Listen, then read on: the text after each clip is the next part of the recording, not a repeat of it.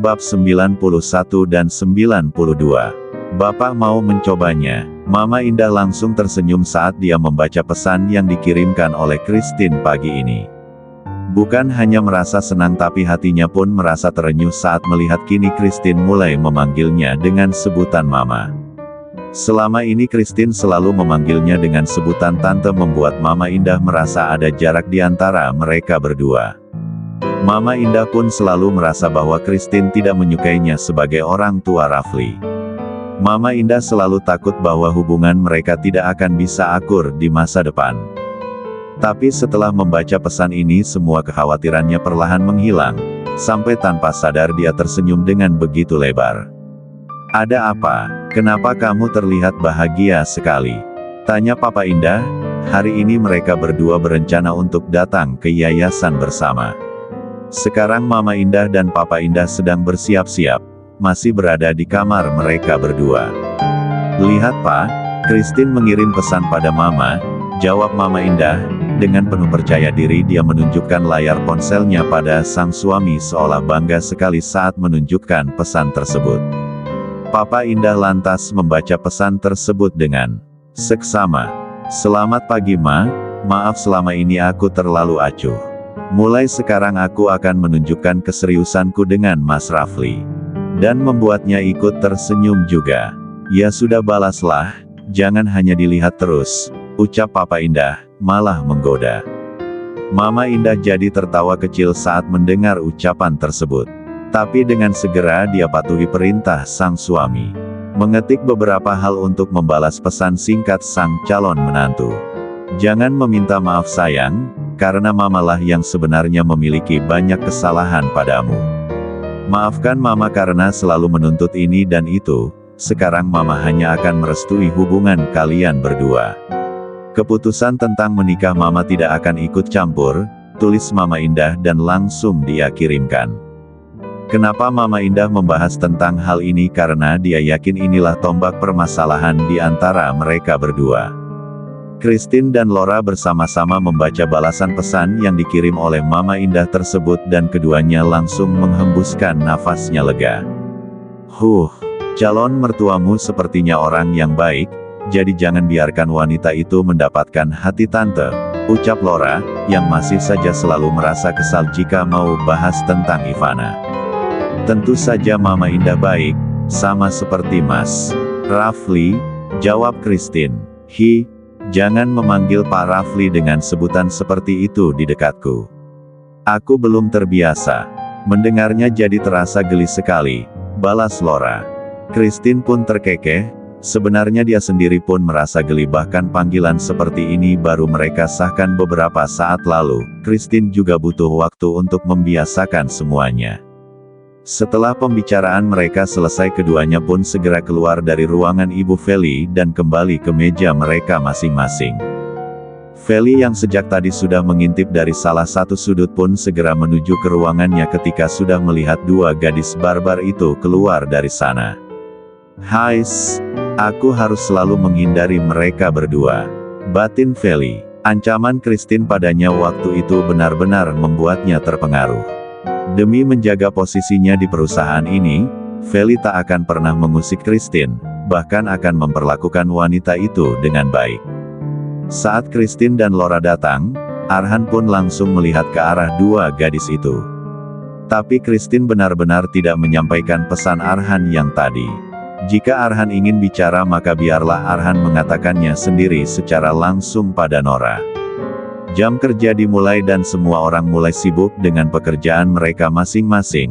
Laura mendapatkan setumpuk dokumen yang harus dia fotokopi. Jadi gadis itu segera menuju mesin fotokopi yang ada di belakang sana. Secara otomatis Arhan mengikuti begitu saja, tubuhnya seperti bergerak sendiri untuk mengekori gadis itu. Padahal pekerjaannya sendiri pun masih ada di depan meja. Sampai pagi tadi Arhan masih yakin bahwa dia masih menyukai Christine, namun menjelang siang ini dia mulai ragu. Sebab rasanya tak nyaman sekali saat Laura menjauh. "Biar ku bantu," ucap Arhan. Dia bergerak cepat untuk mengambil semua pekerjaan Laura di depan mesin fotokopi tersebut. Rasanya tak butuh izin Laura untuk membantu, Apapun yang terjadi Arhan ingin membantu Laura. Baguslah, kerjakan saja semuanya, balas Laura. Dengan acuh, lalu tanpa perasaan dia pergi dari sana. Arhan menghela nafas berat, lupa bahwa wanita itu memang sulit untuk dikendalikan. Laura dan Christine 11-12 wanita barbar yang melakukan apapun sesukanya. Astaga, gumam Arhan, sampai tak mampu berkata-kata.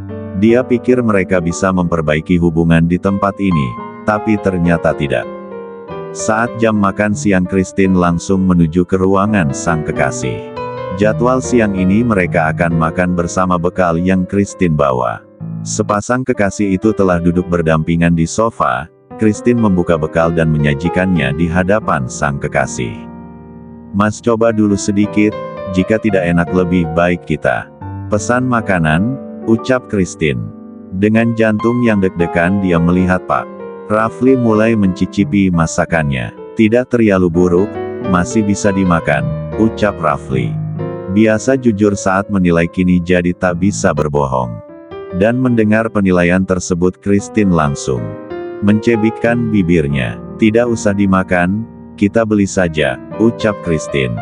Kemudian, kenapa? Cobalah makan dulu, jawab Rafli, sebab Christine pun belum mencicipi masakannya sendiri. Dengan wajah cemberutnya Christine pun coba makan juga. Ayamnya terlalu asin karena Christine memang menambah perasa lagi, padahal pelayan di rumahnya sudah mengatakan tidak perlu menambah bumbu. Sambal juga jadi sangat menyengat, karena Christine memasukkan lada, sementara tumis sayurnya hambar. Pagi tadi Christine tidak sempat mencicipi semua rasa karena terburu-buru dan ternyata hasilnya memang seburuk ini. Bagaimana? Tanya Rafli. Memang tidak enak, jawab Christine. Wajahnya yang tadi terlihat sedikit marah kini jadi merasa bersalah. Ini masih bisa dimakan sayang, aku akan menghabiskannya, balas Rafli. Jangan begitu. Lebih baik kita beli saja. Jangan membuang-buang makanan, jawab Rafli.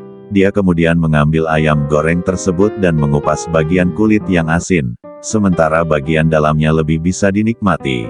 Rafli memberikan bagian dalam itu untuk Christine, bahkan menyuapinya. Titah Rafli. Christine menurut dan membuka mulutnya. Dengan mulut penuh makanan itu Christine mengecup pipi sang kekasih. Rasanya makin cinta saja, tak mampu dia utarakan. Akhir pekan yang ditunggu-tunggu oleh Christine akhirnya tiba juga. Dia akan berkunjung ke rumah sang kekasih pagi ini, sebab malam nanti Rafli harus menghadiri pesta pernikahan salah satu temannya. Rafli tidak lagi menuntut untuk menjemput di rumah Christine, sebab kini mereka telah sama-sama tahu bahwa hanya akan menjalani hubungan sebatas ini. Belum ingin melibatkan keluarga Christine. Jadi Christine pamitnya pergi bersama teman-temannya, padahal pagi itu dia mendatangi apartemen Pak Rafli untuk pergi ke rumah Mama Indah bersama-sama. Tanpa merasa ragu sedikit pun, Christine segera menggunakan kartu akses yang dia miliki untuk memasuki apartemen sang kekasih. Rasa bahagia yang dia rasakan membuatnya tak terganggu dengan rasa sepi di apartemen tersebut. Mas, panggil Christine dengan suara cukup tinggi, terdengar begitu riang. Rafli yang sedang berada di kamarnya segera keluar untuk menyambut wanitanya. Kamu sudah datang? Tunggu sebentar aku ambil ponsel di kamar, jawab Rafli. Pria itu juga sudah rapi, sudah siap pula untuk pergi. Christine mengangguk dan tetap menunggu di ruang tengah. Dia tidak akan pernah lagi masuk ke kamar sang dosen sebelum mereka menikah. Jujur saja sekarang jantung Christine sedikit gugup, masih terbayang-bayang peristiwa saat dia tanpa sengaja memakan obat perangsang. Ayo pergi, ucap Rafli setelah kembali menghampiri Christine. Ponsel sudah dia pegang di tangan kanannya. Ayo, ajak Christine. Oh iya mas, sebenarnya beberapa hari lalu aku mengirim pesan pada Mama Indah, ucap Christine. Di antara langkah yang mereka ambil. Namun ucapan Christine itu membuat langkah Rafli jadi terjeda, padahal mereka baru saja berjalan beberapa langkah, posisinya masih berada di ruang tengah. Dan karena Pak Rafli berhenti, Christine jadi ikut berhenti juga.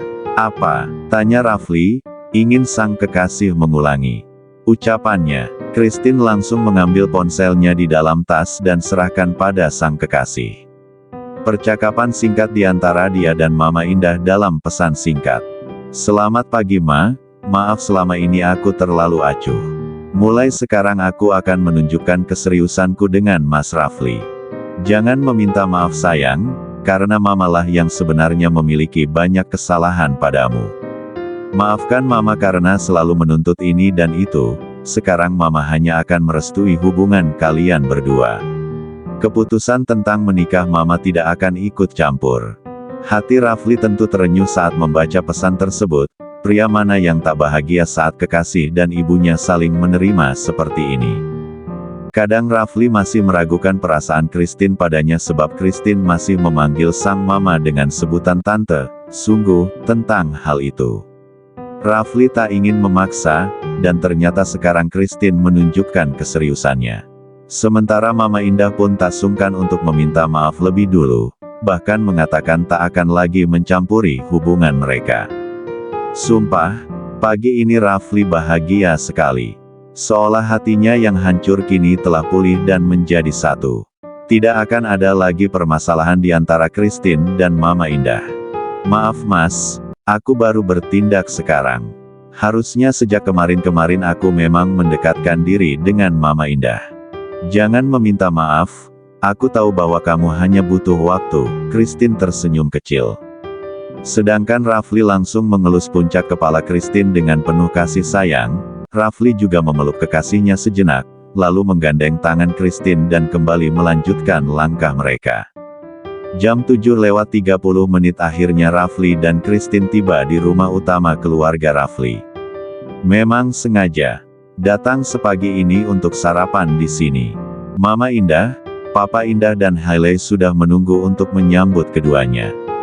Astaga, ini berlebihan sekali. Hanya datang berkunjung saja sampai harus disambut-sambut. Batin Hailey, namun bocah SMA itu tetap menuruti keinginan kedua orang tuanya. Hai, sapa Hailey paling terakhir. Halo Hailey, sapa Christine dengan sangat ramah, tersenyum lebar sampai membuat kedua matanya ikut melengkung. Melihat sikap ramah sang calon kakak ipar membuat Hailey syok sendiri. Kenapa dia jadi berubah seperti itu? Batin Hailey lagi, hanya mampu membatin.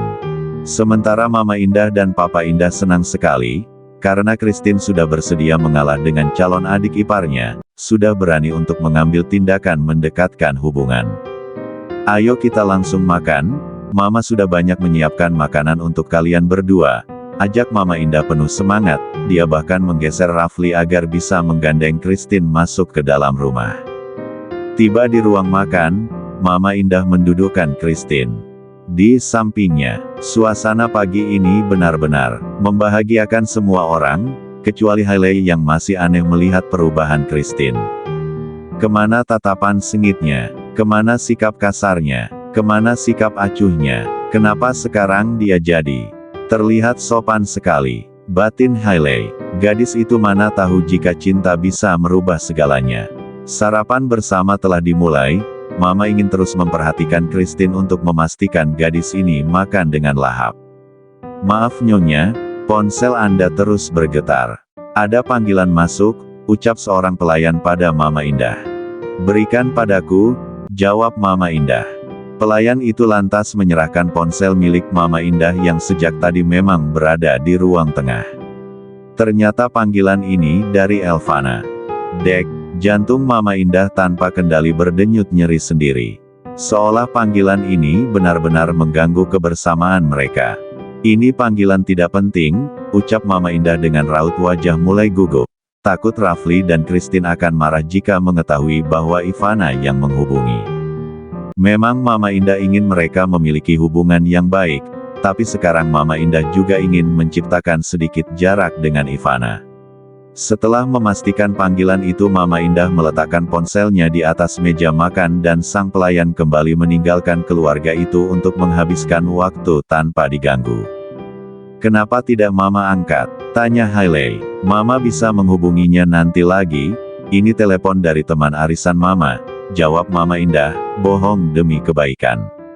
Oh, aku kira siapa. Tambah lagi sayang, Mama memang memasakkan ini semua untukmu, ucap Mama Indah pada Christine. Lia Ma, aku akan makan dengan lahap, jawab Christine. Kamu memang anak yang baik. Pembicaraan mereka hangat sekali, tapi harus terjeda. Karena ponsel Mama Berta kembali berdering. Panggilan yang sama yaitu dari Ivana. Angkatlah lebih dulu, mungkin itu panggilan penting, kata Papa Indah. Baiklah, Mama angkat panggilan telepon ini dulu ya sayang, pamit Mama Indah pada Christine, dia berniat menjawab panggilan ini sedikit jauh di sana. Jawab di sini saja Ma, tidak perlu pergi, cegah Christine. Dan sungguh, kini Mama Indah bingung sekali harus bagaimana. Namun tak enak pada Christine akhirnya dia turuti keinginan calon menantunya tersebut. Masih duduk di sana Mama Berta menjawab panggilan tersebut. Halo Ma, ucap Ivana di ujung sana. Halo, ada apa? Sekarang hari Minggu, aku datang ke rumah Mama ya.